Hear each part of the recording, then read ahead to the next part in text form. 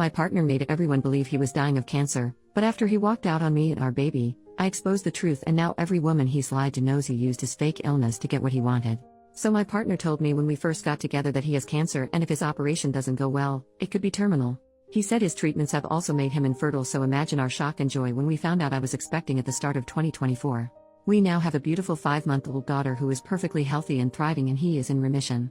My pregnancy was difficult and lonely because of all the intense treatments he went through while waiting for his operation. I did a lot on my own, knowing he desperately needed this to have the best chance possible of shrinking his tumor before having it removed so we can have a long happy life together as a family. He is currently living with his mom while he is in recovery so that it takes the pressure off me caring for both him and our baby until he is well enough to move into our new home with us. He still comes to our house and we go to his mom's all the time so our baby isn't missing him, and on Wednesdays he has his daddy-daughter days where it is just the two of them to make sure they are bonding well, and so he has the practice until he is well enough to care for her at home full time, and give me a little break too. Last week we had an attempted break-in at the house. I asked him to come over and stay here while I'm waiting for the locks to be changed because I'm scared, but he wouldn't. I was talking to his mom too, who slipped up telling me he wasn't home. Long story short, this is Reddit. I'm sure you can see where this is going. We argued for almost 2 days before my suspicions became too much and I went to Facebook. It took me less than an hour to find the first 2 women. During my pregnancy I was suspicious of a lot of things and put it all down to my hormones, as he would continuously tell me that I am paranoid and hurting him when I asked. One thing my paranoia just wouldn't let up about was his cancer and his treatments. I asked his mom about it, who told me he doesn't have cancer but he is having treatments. He has an autoimmune disease which he receives transfusions for. Very serious but nowhere near terminal and no operations required. She also informed me he was in rehab, not the hospital. He was addicted to coke and was trying to recover for me and our baby. I never mentioned to him that I knew. I assumed it was the embarrassment of wanting to get clean without me knowing so he could be a good partner and dad. I was so proud of him for getting the help that I never spoke about it. With his autoimmune disease, his man explained how brutal this has been for him and that he did have chemo a few years back, so maybe that's why he's confused. Pregnancy brain is a real thing, or maybe I'm just too blindly in love because I accepted this and never questioned it again. After discovering the first 2 women, I sent my partner a message telling him to let his girlfriend know I'm asking after her and not to bother coming home anymore. I've had the locks changed from the break-in so he can't get in anyway. He was getting panicky and started begging me to answer the phone and let him come see me so he could explain everything. I started to see everything for what it was for the first time and realized how long he had been gaslighting me for, and told him no. Realizing he couldn't get through to me and now aware I was trying to contact his girlfriend, he panicked and went to her instead. During that time, I found a photo she had shared of the 2 of them and shared it to my profile with the caption, "Can someone please ask this woman to contact me?" She instantly blocked me, but her sister got in touch with me instead. Apparently the family have never trusted him and knew something was wrong. This affair is serious enough to have met the family. She says he has told her not to speak to me as I'm a deranged stalker he slept with once years ago and have been hunting him down trying to convince people my baby is his. I send her a photo of the birth certificate and us in hospital together to show her sister before he can lie to her anymore. During this, I'm also messaging another woman who is pissed at what he has done and is helping me with all the information she is aware of. She tells me he broke her heart by cheating on her without even knowing he was cheating on me too. So far I have the current timeline. Chemo in March? A 19-year-old. Rehab in April to July? A woman of an appropriate age this time but also cheating on her. August to now? His 20-year-old girlfriend. I then find out his emergency cancer medication that he had to leave for in the middle of labor was actually the fact my 2 failed epidurals, screaming in agony begging the doctors to help because I thought I was dying while the emergency team rushed in to place extra monitors on our baby in distress was actually just a huge turn-on for him, so he needed to go sleep with a 20-year-old before making it back just in time to kiss me before I went into emergency surgery. This was Sunday, it is now Saturday the following week. I made a post on Facebook calling out my partner for his actions, with photographs, medical notes and evidence, and asking people to leave me alone on Tuesday after 48 hours of no sleep, multiple calls to the crisis team and a barrage of harassment from his friends and family who want to sue me for character defamation. If this was a regular affair, I'd lick my wounds and move on, but I have now learned I have been leaving my daughter alone with a drug addict who is claiming he doesn't know me or his daughter to others but demanding custody rights to me.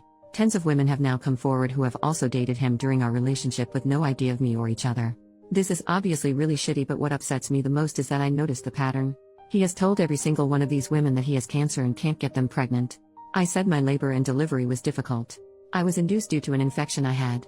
My GP had told me I had an STI, and although I understood and took the treatment and was induced, my madly in love pregnancy brain never accepted it as an STI until I went back this week and checked my hospital discharge notes, and it was there in big bold letters. Sensitive, partner STI. He has been telling women that he has cancer and can't get them pregnant so they don't need protection, which led to an STI which almost unalived me and his daughter in labor, and he wasn't even there to be with us because he was sleeping with a young girl who also believes he has cancer. I decided to let everyone know that he in fact does not have cancer by using a screenshot of his mom's messages. All the women he has slept with to make sure they take a pregnancy and STI test, all his friends who he has been guilting for years over his condition, and also social services and the police for sexual endangerment. Me and my daughter now have safeguarding in place for us from a local organization for women leaving abusive relationships, so I feel very safe to reveal the truth about him and make sure all of his partners are safe and informed, seeing as he couldn't uphold his legal obligation of declaring an STI. I guess his postpartum girlfriend will do it for him.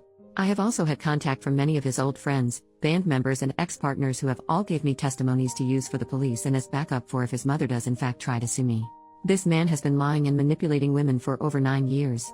So far everyone is now aware of his lies and I am waiting for my in-person meeting with the police. I can't imagine any updates from here as it will only be a legal battle that probably can't be shared, but if anything else of interest comes too, I will make sure to write about it.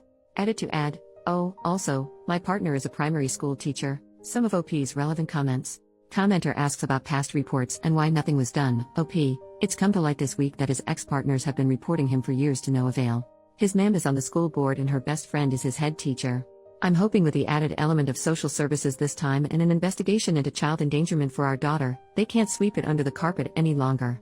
Commenter asks if authorities were involved. OP, we're in the UK. His complaints have been escalated to Lotto in the past, which is basically our version of what controls the school's judgment over any dangerous situations, but nothing happened.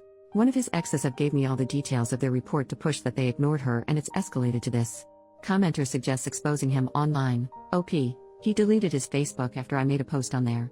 He is the most convincing person you have ever met, but for the first time, someone proved him wrong by posting medical evidence and he couldn't take it. I'm waiting on approval to join Prick Advisor UK, and are we dating the man same northeast to warn all the other women I couldn't find myself. Commenter asks what STI he passed and if the baby was tested. OP, at the time I refused further testing in denial and regret it so much. I was just given a course of antibiotics and because my symptoms went, they left it at that for me. All I know is from the STI being untreated for so long I ended up with strep group B2, which is why I needed to be induced, so I was on an antibiotic drip when my waters were broken so my baby would be safe. She's perfectly healthy and faced no issues luckily. I think I've been lucky and whatever is was must not have turned to an STD because my medical documents only say partner STI. We also haven't slept together for a very long time now after my surgery, so I know I'm at least safe now. Commenter asks how he was able to juggle everything. OP, he would disappear from time to time and switch his phone off a lot, and not living together was a huge help for him. He would tell me he needed set days and time etc. as he can only work in routines for his recovery. Obviously I can look back now and see that really, he just needed to know which girl was where and when. I've been told by multiple people now that he will often just don't turn up to work because he's on a bender or at a woman's house, and I was kept in the dark because his mom's best friend is the head teacher and would cover for him. Commenter says their ex also faked cancer, was a drug addict, and abused them. OP, if he lives in the UK and used to be in a feminist punk band then there's a good chance. I'm so sorry for your experience and hope you've healed. X. Commenter suggests warning parents and exposing the school's involvement. OP, sadly I think parents are aware and not receiving help from the school in the situation. One woman he dated during the summer and she realized who he was when she went to drop her child off at school in September. She's been updating me to let me know that he wasn't seen in school for multiple days after my health visitors and social worker began the reports on Monday, but he was back in half a day Friday. Update, the next day, 9 hours later, I've spoken to the police this morning. There is nothing they can do unless they find the drugs on his person in the school, so nothing is stopping him from snorting a line before he starts work as long as he takes nothing else with him. They've implied the loophole is that they catch him behind the wheel and if some reported him driving on substances they could catch him that way.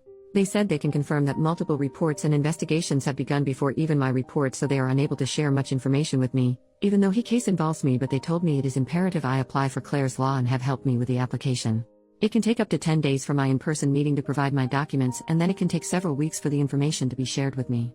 Knowing what I do already, I feel sick that they have told me how important it is for me to make this application. I can't believe in a few weeks, he's going to discuss me even further when I receive his police records. My only silver lining is that once I have the police reports, on top of my medical reports, he doesn't stand a chance in family court and me and my girl will be free to restart our lives together. Also another little note, I've been looking for family court advice in a mom support group and have been informed that luckily she's only 5 months old and any name changes can be made before 6 months with only one parent's consent and the witnesses don't need to be his choice, so I will be removing his surname and his grand's name from her middle name, for her to take my surname and not have any more ties to his family. I just wanted to put an apology in here as well as a lot of people have commented on my poor writing. I am a new ma'am who was lacking sleep even before any of this came to light. Everything I've wrote has basically been just a big vent from me. I know I'm no novelist, but I still apologize if it's been difficult to read. Second update, 2 days later, I have managed to provide enough evidence of substance use and emotional blackmail to the police to have a domestic abuse case opened. This is going straight past the school to the highest authority to keep him away from children. This is huge news and gives me such a relief in knowing my child and others will be safe, but I still have that awful feeling of guilt for him. Just 2 weeks ago we called each other bride and groom. I think it's going to take a while to grieve the person I thought I knew while dealing with the one I know now. I hope this is the point he actually goes to rehab instead of lying about it and can find happiness and restart his life. I don't think I want to make any more updates now. I am unbelievably grateful for the kind words and advice, but I originally just wrote this to get my emotions out of my head to help me sleep better. Thank you for letting me get this all off my chest. I didn't expect so many of you to be interested. I think me and my little girl are going to be okay.